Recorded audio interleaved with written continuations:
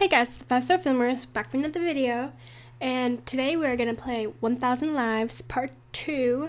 Sorry it's been so long since the last upload of it. I was out somewhere. Anyways, you'll see that soon later. So yeah, let's get this started. So we left off where he ended up picking up some scissors and we thought he was gonna stab somebody else, but it turns out he was stabbed his own heart.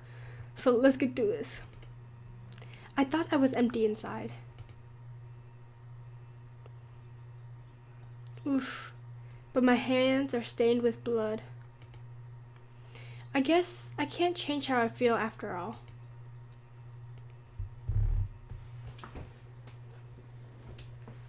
Goodbye. Siva.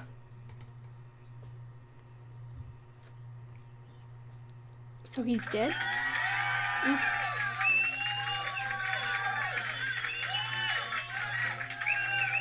It's over. Mission accomplished. Andian is dead. So they wanted him dead? Thank you. Thank you for all your help. I hope you had as much fun as I did. Spectators begin to clap. Due to Ziva's popularity, she receives the most attention. You can only hear them cheer her name.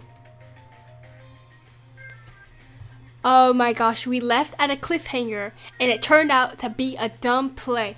Oh my gosh. I am kind of frustrated right now. I'm a little mad. I'm a little annoyed. Seeing her play that kind of role is something new and bold. Something the audience excitedly welcomes. A job well done. There's no better way to start the day. Right, Comperno? Aussie helps me get up, then I shake off the ketchup off my clothes. My shirt is a complete wreck, but what could I do? It was a small price to pay in exchange for some laughs. We aren't known as a class of clowns for nothing. We eat pranks like this for breakfast. You weren't yourself. You were beating around the bush too much. What was that about? With the wedding and the kids? Believe me, bud. It's not every day that you get a confession from Ziva, even if it was just acting. It's totally normal to start picturing things like a wedding and our 4 future children together. Wasn't it 3? A lot of things that have happened since then, Comperno. Ignoring my friend's reproductive capacity in this dream world, I try to get the class's attention. The show may be over, but the NCA still has something left to say. Please listen. I have something to announce. Be quiet until I'm finished. Ladies and gentlemen, and Aussie. How am I not a gentleman? Thank you for coming to our little production. I do hope all of you enjoyed it. But we mustn't forget of whom we dedicated this practical joke. Someone who also had a small role to play. A round of applause for our already beloved substitute teacher. Oh, so they did this prank for the substitute teacher to try to freak her out. Please come up to the stage and introduce yourself. We don't even know your name yet. The target of all the shouts and whistles of our victim stands petrified against the wall, even paler than before. At first she appears frightened, then she frowns until finally she scowls and begins puffing out air of her nose like an enraged bull. What other reaction could we expect from our little prank? Right. Three of us end up in the principal's office.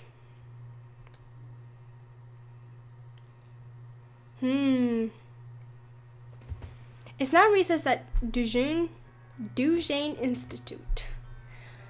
Aussie and I go for a walk outside of the school grounds, wandering with no particular destination in mind. Through the street that serves as the heart of our small town, it has become our routine.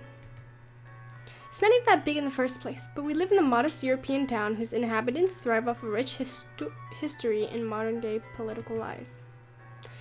I lived here my entire life, and the only positive quality I can think of is the fresh, unpolluted air. In other words, it's really boring here.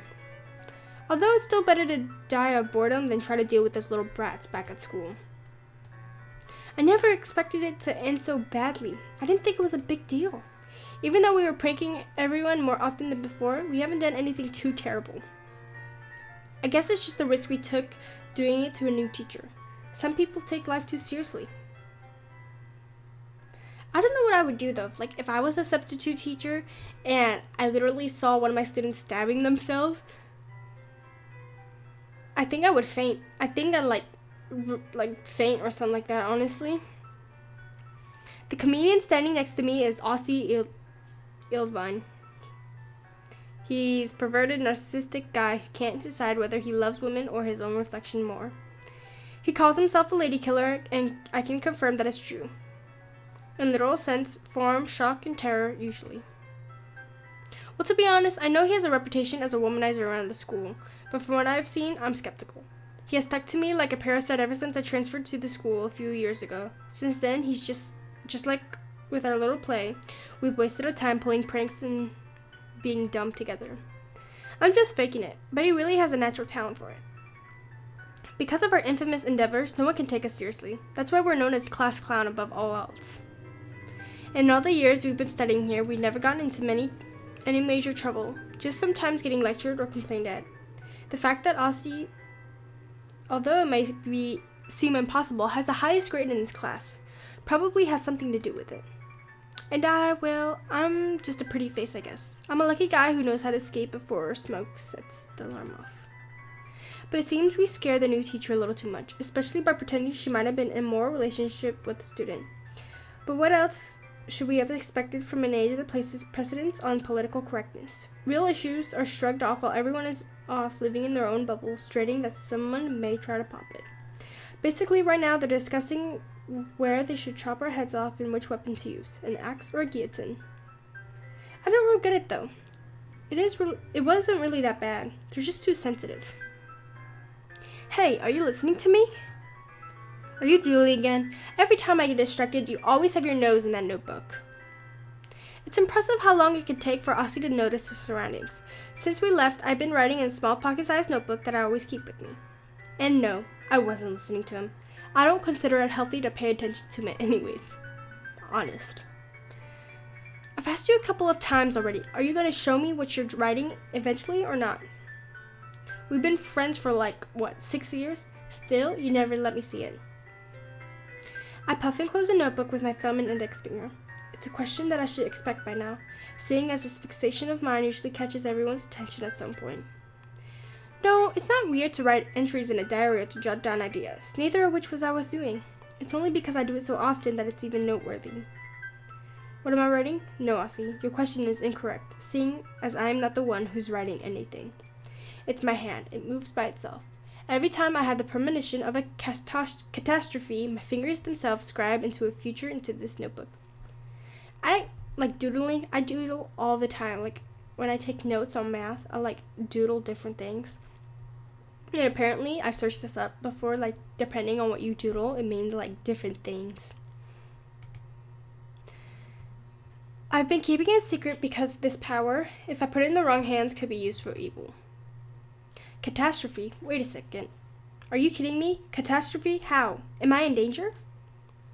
My friend's verbosity suddenly accelerates within a second. Meanwhile, I open the notebook and read what I just written, then turn my gaze away and bite my lip.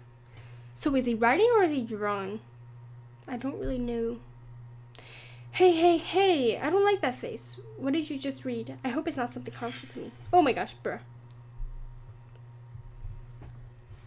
At the very moment I shiver, it was as if lightning had struck me. With no control over my body, I write a short sentence on a new page and then rip it out as the premonition finishes. Okay, now you're really freaking me out. What did you write? Bruh, I'm freaked out too. I can't tell you. Hand it over. Aussie snatches the crumpled sheet of paper away from me. Finally, while trying to keep a composure that it clearly lacks, he reads contents. The time is quickly approaching. Something worse than death will hunt you down. Oh my gosh, is he some kind of psychic? Bruh. Okay, so now it's Ziva. I only touched your shoulder. Why'd you jump? How are my favorite guys? I've got good news. What kind of premonition is this, CR? Well, I wrote about something worse than death and Ziva came along and I think I hit the mark. What are you talking about, and why do I get the feeling that this isn't good? Let's not get into the details. Sierra was writing in his notebook again, and I wanted to know what it was, since he never tells us. Ziva moves her gaze from Aussie to me, blending with sparkles shimmering in her eyes so brightly that it resembles a lighthouse. So does he really like her? Oh wait, her eyes are green? I thought they were like some other color. Oh, so Indian was compulsively writing in his notebook again? Can I see what you wrote too? Can I? Honestly, if I was writing in my own personal journal and I wouldn't want anybody to like see it, I'd scrap him. I'd like punch him across the face like, no, you cannot touch my notebook. It is my notebook. It's none of your business. If I wanted to write in my notebook, I'm going to write in my notebook. She tries to steal my pocket-sized notebook by jumping on me, but since I'm used to her trying this kind of thing, I managed to evade her in time and hide it away in my back pocket. Hands off, Sigmund Freud. Jeez, so unfair. If you won't show it to me, then your treatment will never progress, Anjan. Treatment? Don't be deceived by the charm and appeal. Ziva Shani is one of the most dangerous species in the entire world, according to 9 out of 10 experts. While most of my fellow fauna will tell you the opposite since they're all madly in love with her, to me, Ziva is nothing more than a headache. I mean, just take a look at her. It's like she's straight out of an RPG with those clothes, but since she's attractive, everyone just turns a blind eye. Bruh. If I had to describe her, I say she's a wannabe psychologist with a touch of insidiousness and deceit, who has also been determined to ruin my life since the very first moment we met earlier this year. See, I caught on with the dress code thing. Haha. Her dream is to go to college and focus on the studies of the human mind. And what better practice than experimenting with mind first? Somehow she found out about my habit of scribbling in my notebook, which she described as interesting and hasn't stopped bugging me since. So, 6 years? I mean, I'm assuming that they're friends. She decided I'd be her test subject. Not a week goes by where she doesn't try to psychoanalyze me or fish my paper scraps out of the trash and read them. Even worse, sometimes she tries to steal my notebook so she can discover its secrets. At least now she calls me by my surname. Before that, I was just patient to her. The only thing that needs to be treated is your head, Ziva. Well, what were you going to say before you attacked me? Oh yeah, I almost forgot. I snuck into the teacher's lounge and gave them my biggest, saddest puppy dog eyes so I could pacify them, and blah blah blah. They only gave me the usual speech and sent me away. Aren't I lucky? Well, that should have been expected. It wasn't that bad. I guess I won't be scolded again this time either. Huh? I wasn't talking about you guys. Just me. Then what part of that exactly do you call good news? So you walked into an office, you gave them your puppy dog eyes, and you only let yourself off the hook? Like, please, what kind of friend are you? Like, if I were to get caught or something, I'd be like, you better not punish any of my friends, like, please. I thought you'd be happy for me, Anjan. I didn't expect you to react so selfishly. Please, you're the one who's selfish. You're the one who's going in the office, popping in and be like, please don't punish me. But these guys, I don't care. They can sink with the Titanic too. Come on, they can't be that hard on us. If they let Ziva get away with it, then our fate will probably be the same. We've done worse things day after day and nothing has ever happened, right? Yeah, but this time it was all the master plan of this lady right here, who also insisted on participating in one of our operations with us. And she doesn't even care what happens to her comrades now. I know, right? Seriously? That explains why Ziva would participate with us in all of this, but... It was you who owed me one, Anjan, so stop complaining. Plus, I was just messing with you. I wouldn't really hang you out to dry. You don't have to worry about anything. The substitute is angry, but the rest of us, staff, didn't really take us seriously. The only thing you've got to do now is apologize to her and shed some crocodile tears to show how very sorry you are and you're finished. See how easy it is? I can't believe you don't trust me, Anjan. You have such little faith in me. Honestly, I had a little faith in you too. You were hanging by a thread with me. Now it's upgraded to a yarn. You're hanging by a yarn. Little to none. Anyways, that was the bare minimum you could have done since you were involved, so stop grumbling. I did help you though, so I want a favor in return. Can you come with me to... Request denied. No favors. Same. Jeez. Come on, what's with the long faces? Remember how in less than a month finals begin? Less fighting and more having a good time so we can leave this place with a good impression, okay? They said that they were seniors, right? I thought. By the way, Ziva, what kind of favor did he owe you, if you don't mind my asking? I think this is the first time I've heard of CR owning any favor without a bet somehow being involved. Not too long ago, he wouldn't do anything unless there wasn't a bet involved. Oh, it was nothing. I just asked my uncle if he knew about a certain package since he works at the post office. Speaking of which, you never did tell me what that was all about. You told me you'd explain it another time. I folded my arms and raised my eyebrows, resigning myself to answer despite my clear lack of interest. It's kind of a bad anecdote, but I guess we have the time anyways. Both Aussie and Ziva look at me expectantly. Their interest can't be more apparent. I initially resist, but they end up yielding to the pressure. All right, I'll tell you everything, but I'm warning you, it's a depressing love story. A love story? Didn't see that coming. You don't have to tell the entire world, you know. I wasn't aware that my young and pure Saren has already become a man. It must have been due to my benevolent influence. Tell me, what kind of person is willing to put up with your eccentricity? Compare no meal. I don't know if that's Spanish. I'm sorry, I must sound really dumb. Hey, I always have to put up with you, and I don't complain. Quit joking around. But you complain every single day. Could you please stop being around the bush? Okay, straight to the point. I get it. I clear my throat before starting. Let's see, it all started this one night. I was inside my warm and comfortable room. But your room is a pigsty. I've seen it. Warm and comfortable, as I said. I was suffering the torturous steams of the internet when my eyes fell upon a small ad hidden under millions of bad posts on a bad forum.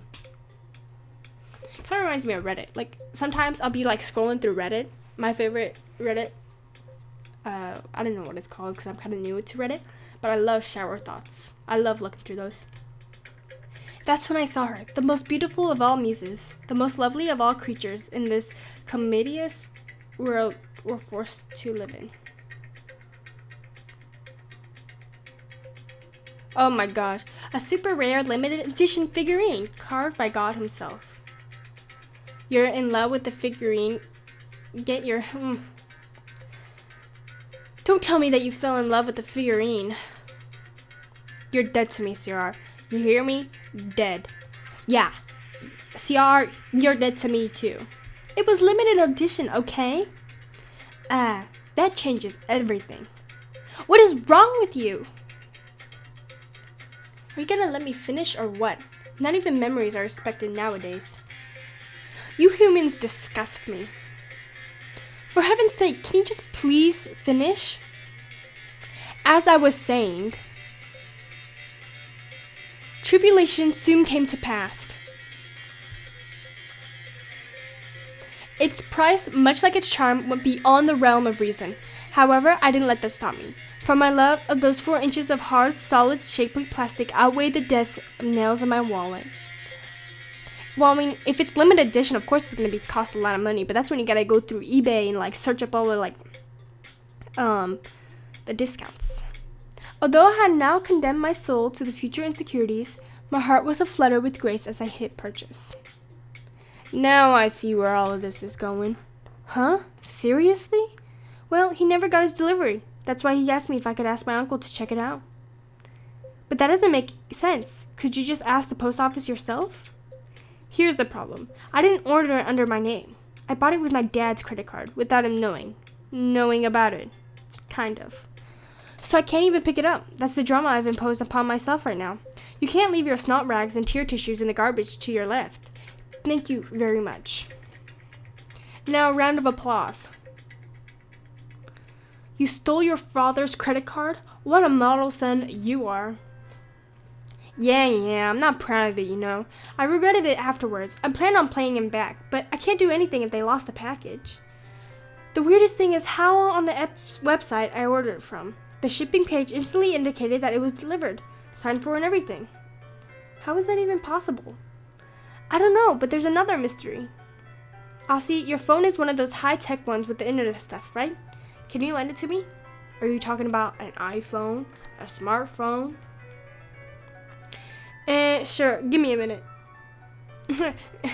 Gotta delete them pictures, gotta delete them texts, gotta delete my history real quick. Don't tell me you don't have an internet on your phone in this day of age, Indian. My phone was more useful as a hammer than for communicating. Look at the biceps I caught from carrying that thing around. What are you carrying, a brick? The truth is that it broke not too long ago and now I gotta buy a new one. But I'm lazy and in no hurry. I'll get a new one when the sales come around. How are you gonna buy a new one if you bought this dumb figurine and still gotta pay your dad back? Oh, I'm buying a new one while I'm still having that loan from my dad. I mean, please, you need to get your priorities straight. You want this model or you want this new phone? Please. What you can, oh no, because he doesn't have the model. Never mind. What an old timer. How is it even possible for someone to live in a city without a smartphone nowadays? You can come back to the future anytime now, McFly. I love Back to the Future. Don't try to reason with him, Ziva. He's a lost cause. Here you go, CR. Do you know how to use it? Yeah, like my grandma. Do you know how to use it? But, you know, actually, surprisingly, my grandparents are very high-tech. They got the fastest internet and stuff like that. Aussie then shows me an app to check my email with just like I asked him to. I enter my email address and my password with ease on the touchpad and open the very first email in my inbox before presenting the screen to my classmates.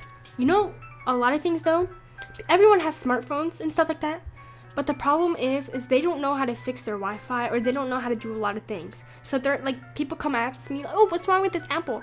Like, you have a smartphone. I think it's your obligation to learn how to use that smartphone.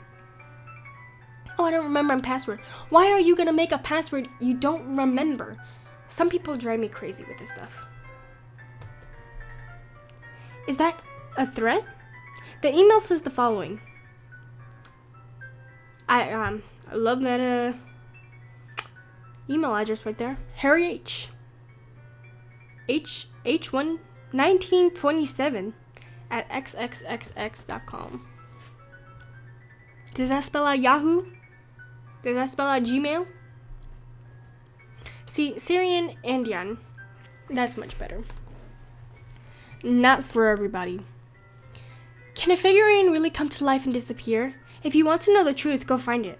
This Monday after class, come to the playground in the deserted neighborhood. How old are they? Good luck making your first decision. After both of them read it, I hand the phone back to its owner while he's still in shock. Wait, what's this supposed to mean? That's what I like to know. It's almost like someone's challenging me to a duel. This is insane. You ordered a figurine. You didn't kill anybody. You didn't kill anybody, right? A lot of people every single day. I haven't been a professional hitman for the last 13 years for nothing.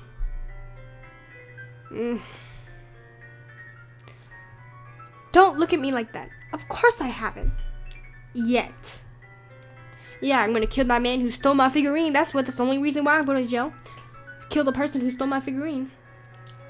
So who's this Harry H? Yeah, that's how you say it. Okay. Sorry. I got really carried away. If I may ask. Don't ask me. I don't know any Harrys. Not to mention that he used one of those free emails that anybody can create. So there's really no way for me to know.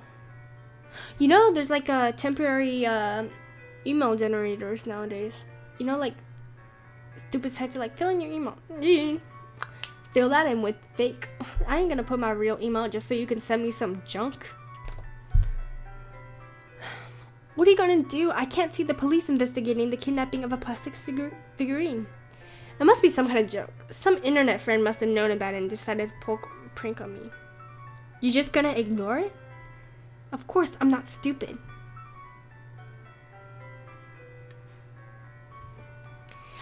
I think you're allowed to go to the police though, right? If somebody opens your mail, that's illegal. Like, other people can't open your mail, so you can go to the police and be like, my thing is lost and I think somebody opened it. Like, right? I mean, but this is Europe, so I don't really know the rules in Europe, but... Aren't you curious? I'd like to take a peek, but I wouldn't go alone either, just in case. I can live without knowing. I'm just upset that somebody would pull a prank on me like this after my loss. Doesn't anybody respect true love these days? That's the problem with you, Indian. Everything outside of your comfort zone bothers you. Preparing a surprise party for you must be a nightmare.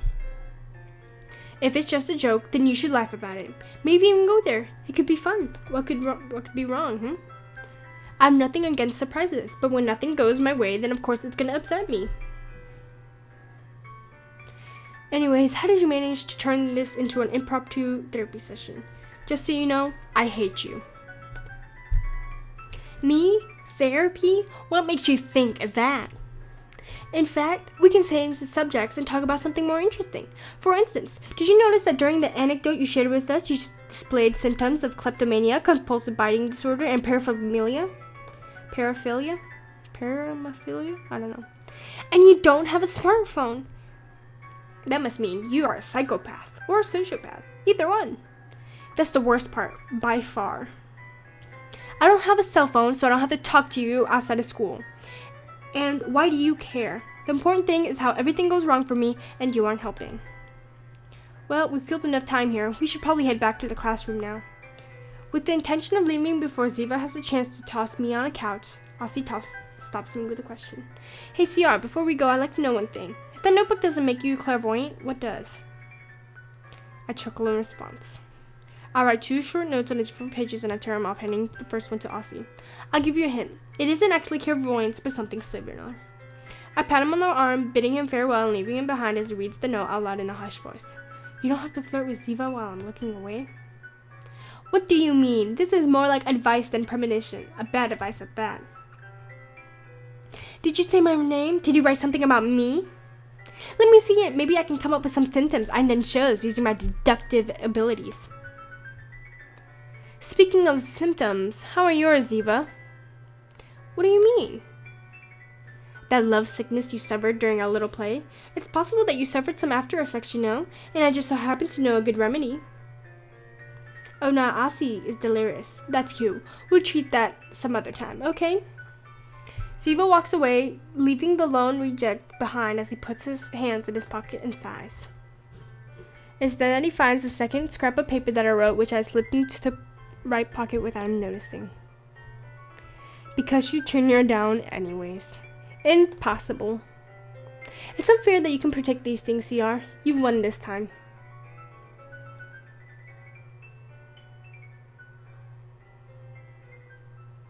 You know what?